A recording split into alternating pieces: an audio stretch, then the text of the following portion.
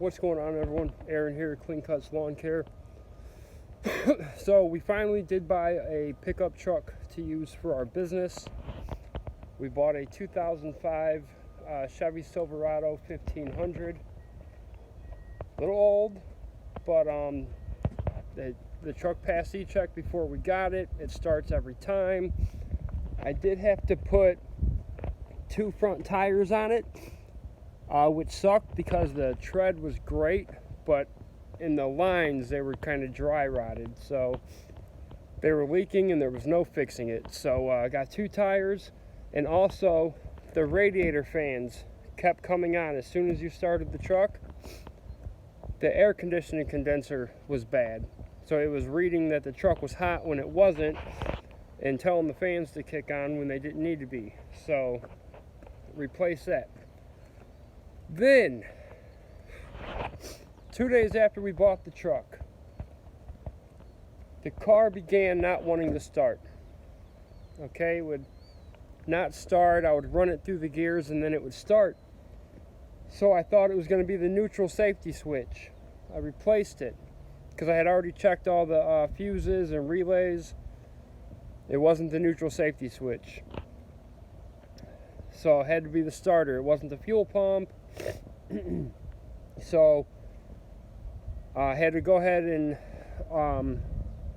do the starter.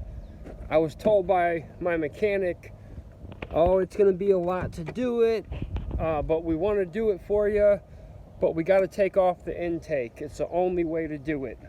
So it's going to be a lot of money. I wasn't willing to do that because just over the winter, we had already put $2 grand into this car. Brand new shocks, both sides. Ball joint this side. Wheel bearings both sides. It's like everything we made from snow removal went back into it. So I wasn't going to do that. Instead of taking this relay off, I took this airflow off, this airflow to the air filter off. I took this clamp for the radiator hose off. That radiator hose I put on that side of the transmission fluid line dipstick and just set it there. 2 bolts for the radiator fans. Unplugged it, disconnected it from the bottom, took the radiator fans out. Then it gave me access to the 2 bolts for the starter. And there's a black bracket just below here with 4 bolts. Once I removed that bracket, I was able to get the starter out and hooked up the starter to test it. It had nothing, and then when I shook it, you could hear where the bearings or whatever had broken inside. So they had starters online at Advanced for like 70 or 80 bucks, remanufactured. I went there, $140 something. I don't know where I got it wrong, but it didn't matter. So went ahead and brought the starter back, installed it, reassembled everything. It started right up. Got home, wouldn't start. So there's something. It's starting. I have to mess with the cables, but it's something where you plug it into the starter, it's not getting that great connection. So it's fine. I'm going to take the radiator fans back off, this intake back off, reach up under there, unplug it. I'm going to clean that out again, plug it back in, see if it seals. I mean, it's running. I can get it started at any time, but there's just something going on with that plug. It's that wire right there. So it'll be okay though. Problem is, this car has 5 codes on the check engine light. It doesn't need an E-check to get tags in November, and we'll be able to get 1 more year tags. After that, I don't know about that car because I think it's starting to have some transmission issues. I'm not going to sink a ton of money into it. I'm also not going to sink a ton of money into this. So I'd be really happy to get this mowing season and next mowing season out of that car and that truck. But I just came back from doing a property cleanup. It's from a customer who I got during fall cleanup last season, and she right away at that time, that's her debris I just took away, not going to the dump right now.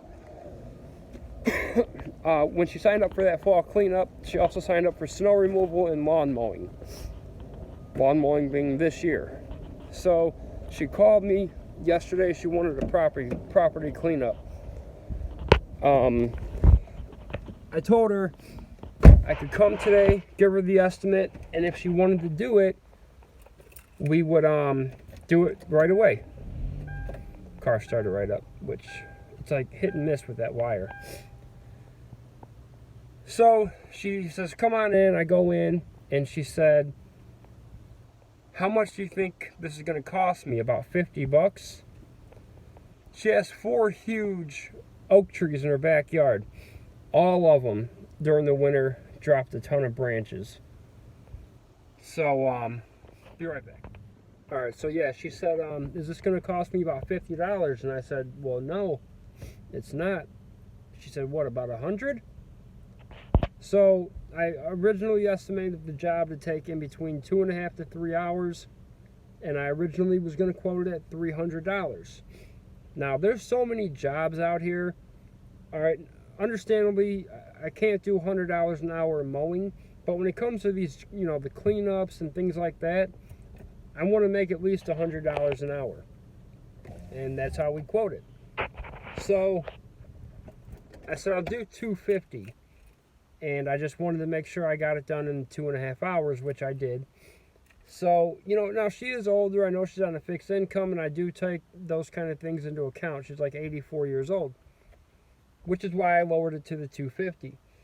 But, you know, this weekend, we probably got 7 or 8 calls for lawn mowing. And I can tell you 4 of those calls either told me on the phone or on my voicemail right away how they're disabled and they have the smallest lawn in 4 counties. I mean, pretty much, you know, not, they didn't really say that, but one guy even went as far as to say, I have one of those, you know, $15 or $20 lawns. Nope. Well, we have minimum pricing. The only time I would break minimum pricing for mowing is if it was absolutely convenient to me. Our minimum mowing price is $35. I would only, like I said, only break it down to $30 if I really wanted that property, and, you know, $30 was still a really good deal for me. So these people really want you to be out here working for nephew wages, all right? And the lawn care industry is plagued with the little Johnny down the block perception. That's how people see you. Well, what do you mean you got to charge this much? Little Johnny down the block only charges me this much. And last year I seen it all year, and I'm seeing it more and more this year already. I don't get it. I guarantee you, if those people called a plumber, an electrician, a contractor, you know, a whatever, mechanic, they would not do that, right? They would not be trying to tell that mechanic, oh, well, you know, my buddy down the road said he'll do it for $20, when you know darn well that mechanic is a real business with real bills, and he's going to charge you what he needs to charge you. Now, like, take my starter, for example. I know they have to make money, and they have their prices. Now, I chose not to pay them, and I chose to do it myself. But all the other things that they have done that I'm not able to do, I had to pay. Right? I had to pay their prices. I don't get it. I really hate the perception or the stigma or whatever you want to call it that this industry has gotten, especially with the prices. So I don't care what people think, or I'm not bending like that. You know, we have a shop we pay for every month. equipment we're constantly either buying or maintaining, you know, vehicle repairs. We're always trying to upgrade, you know, with a truck, and, you know, it's always something. And I'm not going to, if I can't make more money here than I can at my job, then I'll just go back to my job. I mean, why else would I start a business? Not to make nephew wages. I'm not doing that. So, all right, everyone. If you liked the video, hit like, subscribe to the channel. Comment below. What type of BS are you dealing with people trying to pay you nephew wages? You know why? Because they want to scam you. That's all they want to do. They want you to do all their work. They don't want to pay you. And then even when you don't charge them what you want to charge them, when you're done, they complain. We actually don't have any customers that complain. We've probably, not to sound like, you know, arrogant, but we've never actually had a real customer complaint. Something small like, oh, the neighbor said you kind of went onto his side or something like that, but we've never actually had a complaint. But to the ones that want to pay nephew wages, don't call me. All right.